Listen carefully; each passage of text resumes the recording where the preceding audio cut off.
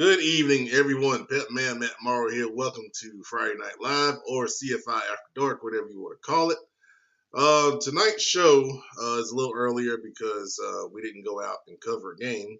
so I decided to start about an hour earlier than we normally do.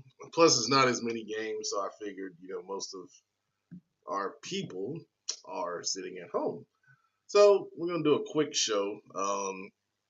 Because we don't have that much to talk about. A lot of stuff happened yesterday.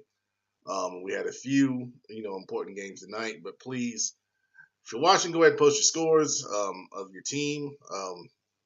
Pretty much know what happened. We still have a couple games to be played around the state tomorrow.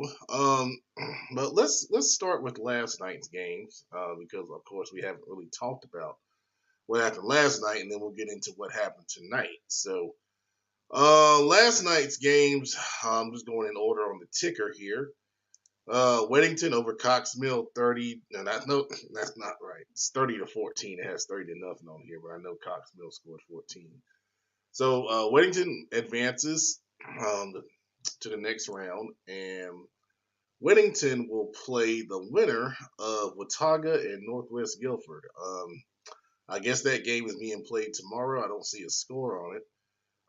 Yeah, it says they're playing tomorrow at 6 p.m. So Weddington will get that winner. They're going to the mountains. They're hosting a very potent offensive Northwest Guilford team. That's what Weddington has, coming down their line. Burns was big over Shelby, 42 to nothing, in a score that probably surprised a lot of people. Let's switch over to the 2A bracket. Well, actually, let's stick with 4A. We'll go through the bracket matchups, before we get off here. Let's see here. Bunker Hill in a great game. 41-40 over Community School of Davidson. Community School of Davidson had a great season. Felt like we talked about AJ Sirianni all year long as a Pet Man player, just putting up tremendous numbers. Great offensive football team. But Bunker Hill, that running attack, they were just able to do enough to get that big win and move on to the third round. All right. I'm getting a lot of scores from the night mixed in here. Gracious. Let's see here. Trying to get last night's scores. Maybe we need to go back here. All right, here we go. Salisbury was big over Pine Lake, 48-13. Great season for Pine Lake and Coach Trotter, but they ran into a, no pun intended, hornet's nest up at Salisbury. All right, maybe pun intended. Andrews, big over Mountain Island, 35 to nothing. Another great season for Mountain Island. They got a important win for them over Bessemer City in the first round of the playoffs. Coach Washington and those guys, do an amazing job to have that school year in and year out in the playoffs. And I know you're going to say 1A, everybody gets in, but I'm saying really in the playoffs. You know what I'm saying? Great job, guys. Chase ended Robinson's season, J.M. Robinson, that is. 35-14, great rushing attack for Chase in that one. Robinson, once again, another great season. David Hobbs, the big star player. We'll see where he goes. But Robinson will have a lot of good talent coming back, on that team, and they'll be strong again next year. But Chase moves on to the third round. Monroe, big over Lincolnton, 55-7, setting up a great matchup. I already saw this one. Monroe and East Surrey next round. I believe they played last year in a great, low-scoring, tight game. So that's a great playoff game with two really, really good programs for sure. The one game that sent shockwaves over the state yesterday, South Point Red Raiders 74, Dudley 41. And we kept getting updates on it. And, in our text group, we're like, is something broken? This can't be right, but it is accurate. Now, I tell you, man, that Dudley put South Point out of the playoffs last year. And, to come back and do that in the same place you went out last year and put up 74 points. That is amazing. That is amazing right there. All right, let's pause. We got some comments here. Let's see. Yep. Yeah, he had a great game. Great game for both of those young men. Very, very talented right there. Awesome, awesome season for them. We're gonna get to those comments about tonight here in just a second. Let's finish up what happened yesterday. Did we get everything? Oh, of course not. Independence. Oh my goodness. 55-6 over Olympic. Well, I was watching the stream and, Olympic went 3 and out the first series. Independence got the ball, scored on the first play, 7-0. I'm thinking, okay, well, maybe Olympics got some jitters. But the Indy defense kept stopping them, and the Independence offense kept scoring and scoring and scoring. Justin Little, sophomore quarterback. Wow. What an amazing performance. The number one Sincere McIntyre had a great performance. The Independence defense obviously had a great performance. There's a lot of guys that played well. Maraglia, number 4, the receiver, really impressed me. Some great catches, great routes to keep drives going. Really, really impressive. That is a true team, the Independence Patriots. They have some really good players like Josh Isaiah, Jalen Springs are both in the Queen City Senior Bowl.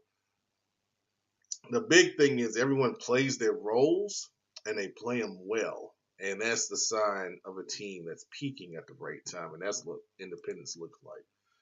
Absolutely. Oh, I got some help. All right. Yeah, man. Yo! We moved on from the NWO. That's cool. Yeah, I get it. It was a nice little theme for the night, though. But I still got a little piece of my name left. I kind of just combined and merged it all. I like it. But I heard you talk. We got more help. Oh. Hold on. Big Shelby forever. What's going on, guys? Oh man, you doing all right? Yeah, just a crazy week of. It was a crazy week of football, man. Oh my gosh. Yeah, my gosh. Yeah, I heard you talking about Independence when I got on, and I think I'd say they sent a message. That's my interpretation. Absolutely. Absolutely. I was just going through what happened last night. Ledford, our bonus game, Ledford beat Northwest Cabarrus 42-27 behind a very strong rushing attack. I heard their quarterback, or actually I saw their quarterback had 4 touchdowns, 2 rushing and 2 passing. That's a great game right there as they move on to the 3rd round. Another team that sent a message, Crest, going on the road to knock off Oak Grove, the number 3 seed, in a big way, 42-15. That's impressive, man. Very impressive. To go on the road and knock off a 3 seed, very impressive. Mm-hmm. Big Chef, you want to say anything about that? Oh yeah, man. Just how we feel about our football around here, man. I'm sure Crest went into that game expecting to win. I don't think they went down there with any doubt. Crest has been in this position before. I think it's kind of new for Oak Grove, so that maybe had played a factor. But Crest plays great competition to even get themselves ready for this point. So I wasn't surprised by the score when I seen it. Absolutely. Shout out to Covenant Day. They're gonna be playing in the Division II state championship game. They defeated Trinity Christian 21-18 over at the Matthews Sportsplex. Great job, Covenant Day. Christ the King's great season comes to an end. Hayesville makes a long trip and knocks them off 14-13. But shout out to Christ the King. What a turnaround in that program. My goodness. Wow. That guy should be coach of the year. If he's not coach of the year, I don't know who's voting. Goodness. All right. I think that's everything from yesterday. Let's talk about tonight because everyone wants to talk about tonight based on the comments. Let's go to the comments. Let's start there. Let's see.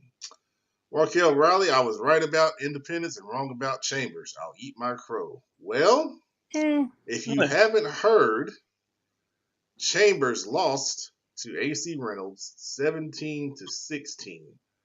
And I was I watching told you some of the guys about it, stream. man. Yeah, you didn't pick them.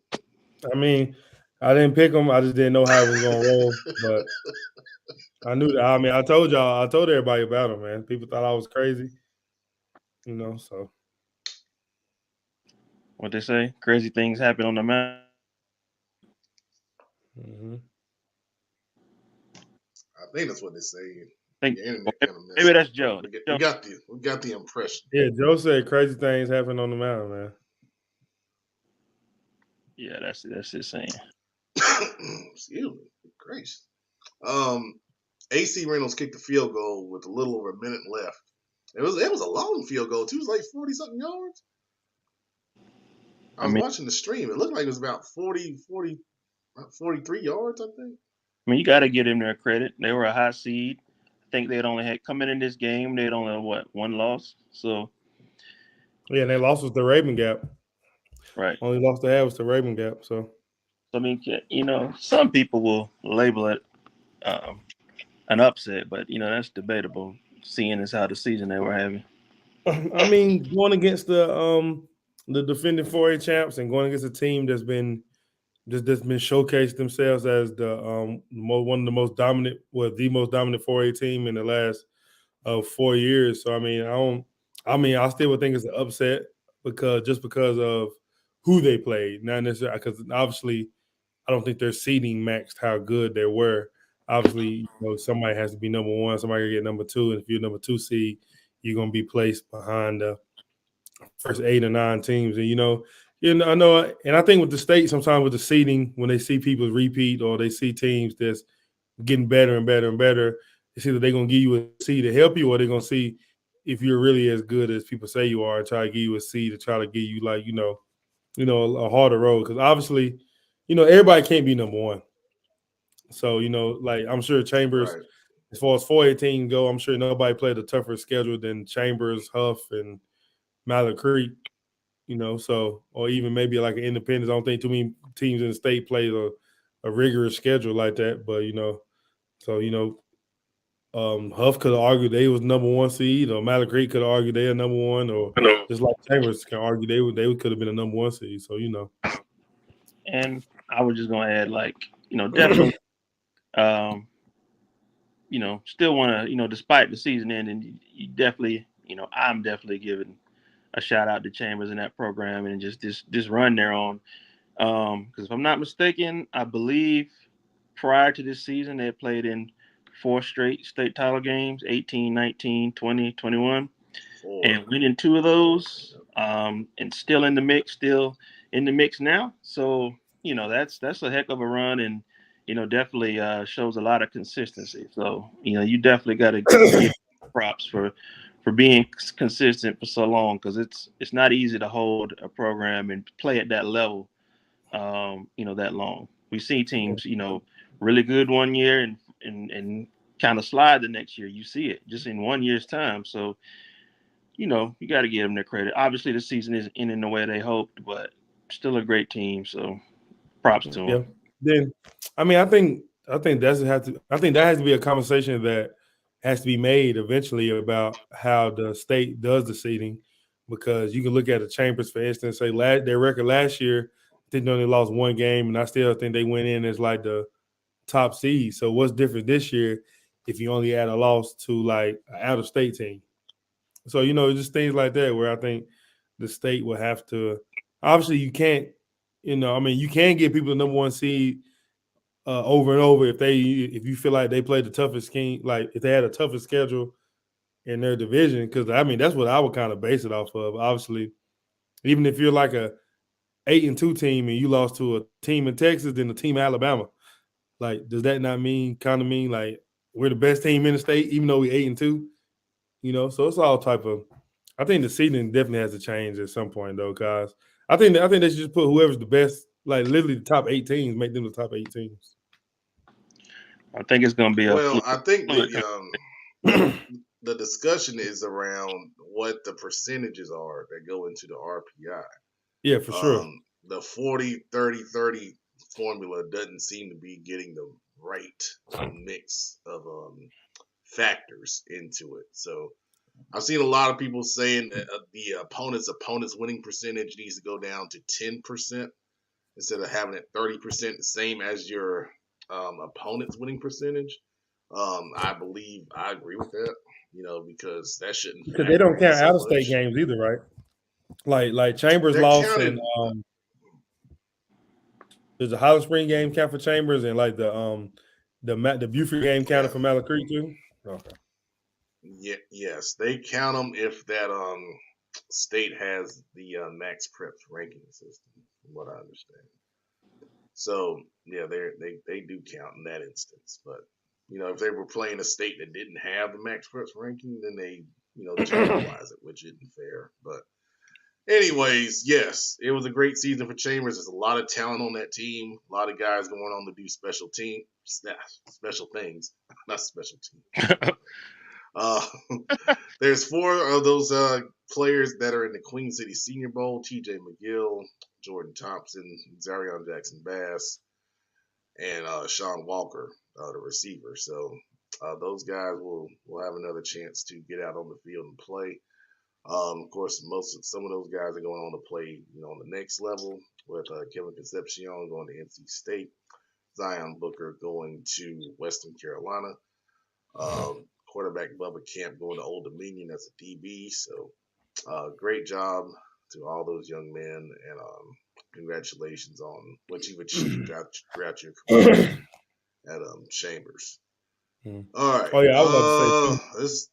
I don't know if any of our guys watching, but I like to say I know we took a tough loss for last night to a really good Burns team, a group of guys that senior led, a team of guys they won. These seniors won the middle school championship back to back, didn't lose a game while they was in middle school, if I'm not mistaken. We lost to a really good team, and it's unfortunate sometimes a team like Shelby or Chambers get knocked out. Obviously, a lot of guys consider us the favorites. And we know, but I will say, hats off to Burns last night, man. They really whooped our ass, simple and plain. There's no way you can beat around the bush. They whooped you. They whooped your butt. They whooped your butt. Yeah, I'm sorry. I apologize. They whooped your butt. They tore us a new one. They tore us a new one, and so shout out to Kings Mountain advancing, still putting on for the county, and Crest advancing, putting on for the county, and shout out to Burns, man. Absolutely. Very impressive for the Bulldogs. Speaking of Bulldogs, that leads me right to this. Butler over Mooresville, 41-21. And it really wasn't that close. Mooresville scored a couple touchdowns late when Butler, took some guys out. But I tell you, what a dominant performance for the Bulldogs as they move on to the next round. We'll talk about who they might face next here in just a few minutes. I tell you, man, we got to shout out Mooresville. I know the chat administrator is probably pretty down right now, but you gotta be proud. I mean, those guys being a number 2 overall seed in the bracket, having the season they had, winning the Greater Metro 4 conference, and achieving a lot of things that program hadn't achieved in several years is a great. And in Joe Nixon's, this is only his, I believe his 2nd or 3rd year. That's great for the future. Their JV is really good.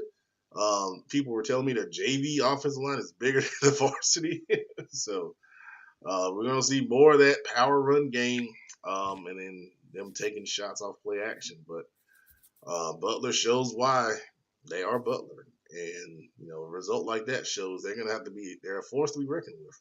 And, this season, they've kind of been a little under the radar. I think people forgot about them a little bit when we talk about everything going on in the Queen City Conference and the rise of independence and what Charlotte Catholic's doing.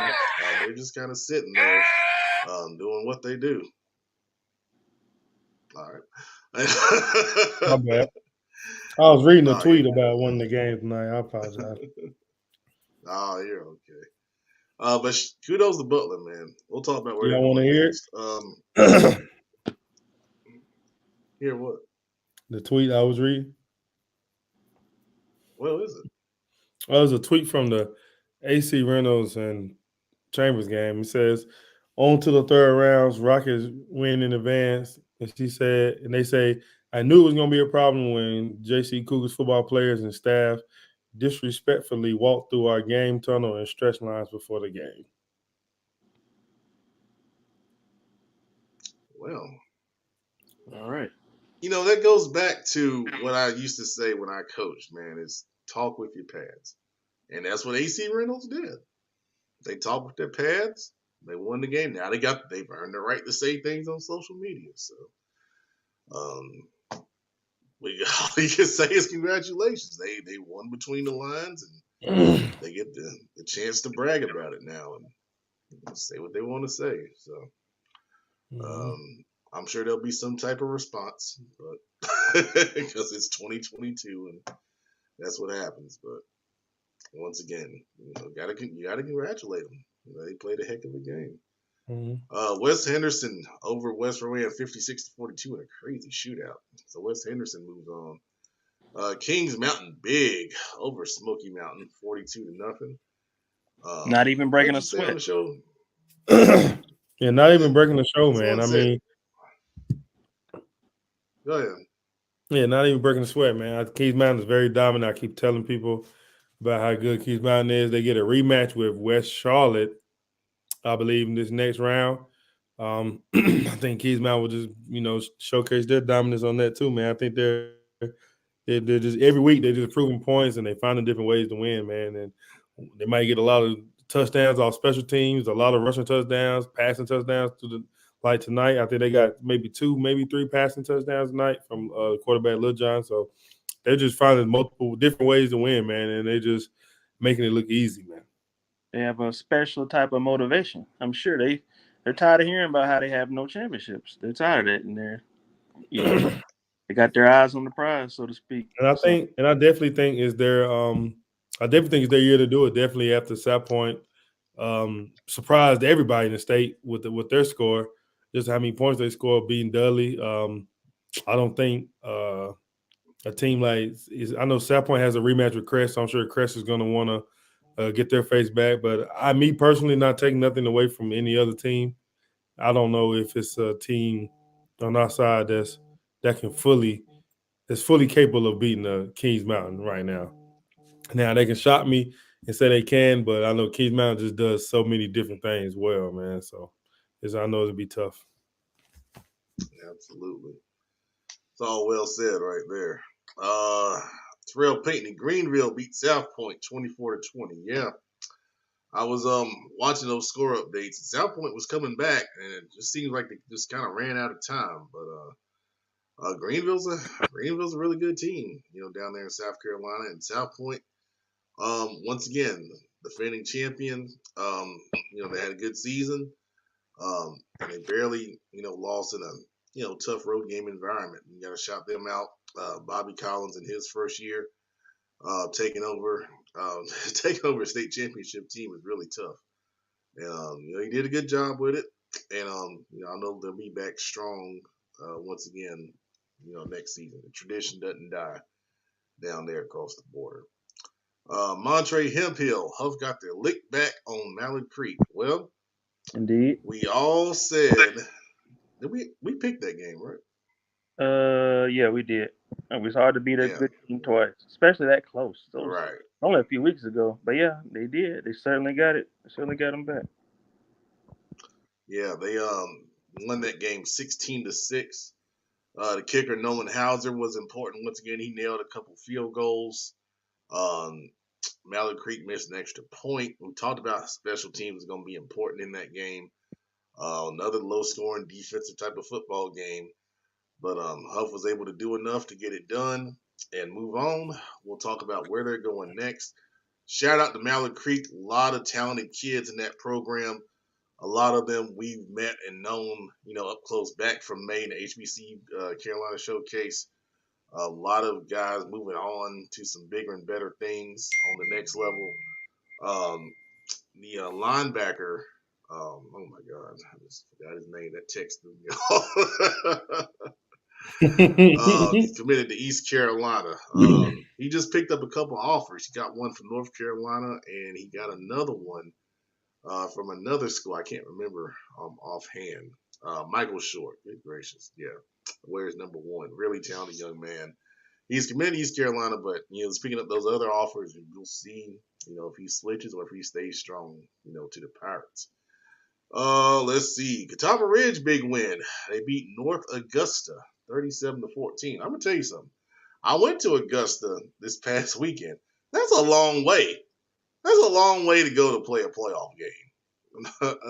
North Augusta is literally on the South Carolina-Georgia border. And then that was upstate? Good gracious. Well, if you're going to go that far, at least you won. So, Yeah. Go ahead, producer. So you better win if you go that far, man. That's a long way to. Oh yeah, for sure. Yes, it is. My goodness, wow. They might get back around 1 a.m. I think. My, that's crazy. But congrats to Catawba Ridge. They're gonna move on. I don't know who they're gonna play yet, but they're definitely moving on. Let's see here. Cross the River Ferguson. Yes. Thank you for posting that one. I want to talk about this because I was the only one that picked Charlotte Christian to win. And how they won this game, they won it on the last play. They were on the 20-yard line going in. There was 1 second on the clock. He stepped, dropped back to pass, and he found the receiver over the middle. It looked like Raven Yap was playing a cover 4. And the receiver was kind of running a deep over route, and he was able to get in between the corner and the safety, and caught it pretty easily. Is that play on Twitter? I'm sure, right? I'm sure there's a video, right? Yeah, there was someone who posted it on a comment. Oh, yeah, I think I seen one. Okay. I think I seen another game too. Somebody lost off a last-second touchdown tip pass, caught it in the end zone. Was that the Scotland game? With Scotland County game. Yeah, the Scotland game. Yeah. Yeah, that was last night. Yeah, that's a tough way to go out, man. I mean, good gracious, man, it's craziness. But shout out to Charlotte Christian, big time win, and they're gonna play the winner of Providence Day and Christ School. Most people think it's gonna be Providence Day, but they play tomorrow. And if we get a Providence Day Charlotte Christian rematch for a state championship, it seems like they've been meeting every year for that state championship here lately. Crazy stuff, but congrats to Charlotte Christian. Another school who's probably going to get back real late tonight, driving to Northeast Georgia. Goodness gracious. Man. I tell you, almighty. Let's see, Jonathan Leach. We are proud of Joe Nixon and Sam Griner. Yeah, we hadn't talked about West Charlotte yet. West Charlotte big over High Brighton, 56-7 tonight. Setting up that matchup Big Shelby was just talking about with Kings Mountain. Rematch of the playoffs last year where Kings Mountain knocked off West Charlotte in the second round. So, I feel like West Charlotte is starting to play their best football right now. They've really been playing well the past couple of weeks. They beat North Meck to get the higher seed that they needed. They had these first two home games, or first two playoff games at home, but now going on the road to Kings Mountain. The thing about this is, do they have enough balance offensively to make that Kings Mountain defense, play them honest? Because they're a run-based offense.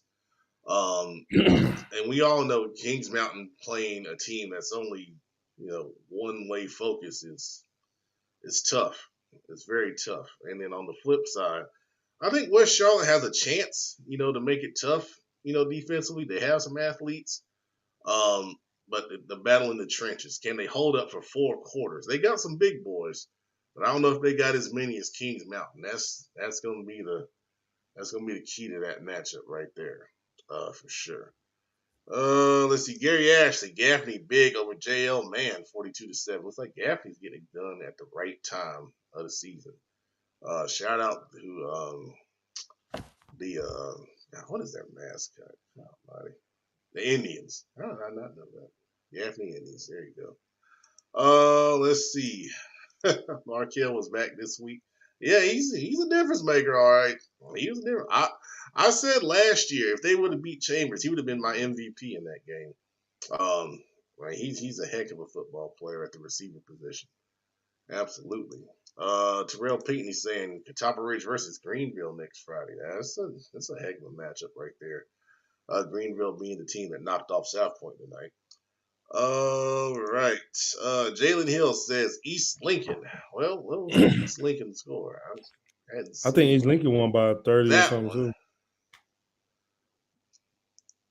Let's see.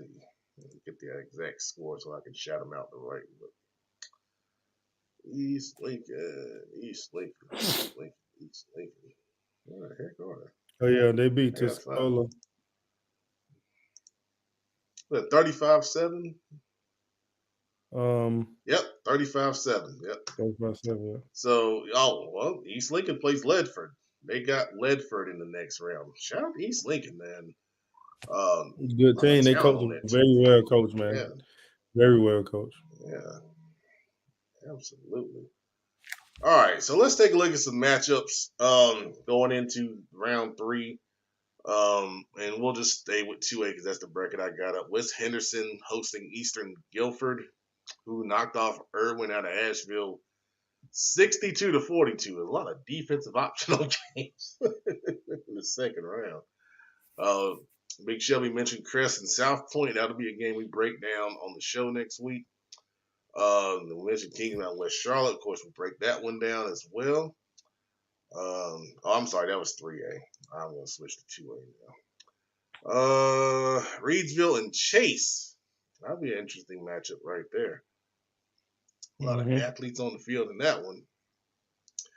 Maiden hosting Bunker Hill. Burns moves on to play Salisbury. A lot of athletes in that game, too. Monroe East Surrey. I said before you guys came on that that's going to be a great game rematch of the playoffs last year. All right, let's switch to the 4A bracket. All right, Independence is awaiting the winner of. Yeah, Independence is awaiting the winner of Grimsley and Charlotte Catholic, who are playing tomorrow at 6:00. If Charlotte Catholic wins, they will have a rematch at Independence, which will be an awesome game. And then if Grimsley wins, Independence will go on the road to Greensboro next week. So I know Patriot fans are pulling for Charlotte Catholic because they want that rematch. That was the one game they lost, and it was lost in a way that I know they would want some get back for sure. All right, Huff moves on. Huff is going to play the winner of Mount Tabor and East Forsyth, who are playing tomorrow at 3 p.m. Saturday afternoon football. God almighty. Oh man! So if East Forsyth wins that, that's a rematch from last year. Huff knocked them out of the playoffs last year at Huff. So if East Forsyth wins, they're the higher seed. Huff would go up to East Forsyth and play them. All right, Weddington is awaiting the winner of Watauga Northwest Guilford. We said that earlier. And AC Reynolds is awaiting. Well, no, they're not. AC Reynolds and Butler will play next week. Butler will go up to the mountain. And it feels like the late 90s all over again. When Charlotte teams were going to the mountain and, trying to knock off AC Reynolds. And back then, Reynolds was a powerhouse, and Charlotte teams could not get it done, man. But we'll see if Butler's able to knock off AC Reynolds in a heck of a matchup next week. So that's what we're looking like for matchups. All right. Big Shelby, you got anything else you want to share? No, just a lot of rematches or potential rematches coming up in this third round game, man. I mean, it's gonna be a lot of exciting football. Not necessarily sure where I might go watch a game Friday. I might still be in the dumps, but there's a lot of good football coming up, man. These seniors, man, don't take nothing for granted, man. all I can tell you is play hard to the last whistle, because you never know when it's going to be your last one, man. A lot of guys went into the night and last night not knowing it was going to be their last game. And the reality of it, man, we taking up shoulder pads and helmets. So, whatever you got, empty the tank, man. Well said. Well said. We'll figure out. We'll actually go to a game next week. and yeah, hopefully the weather's better, man. Everybody should have played tonight. Seriously. I wish we could have played. It didn't end up being that bad. That's right. All right, so the few games tomorrow, we'll see what happens with those. Otherwise, everybody have a great weekend. We'll see you Wednesday night for another episode of Football Focus Weekly. For the Pet Man, Matt Morrow. For Big Shelby. God, I'm tired. And the Pet Man, Matt Morrow. Good night, everybody.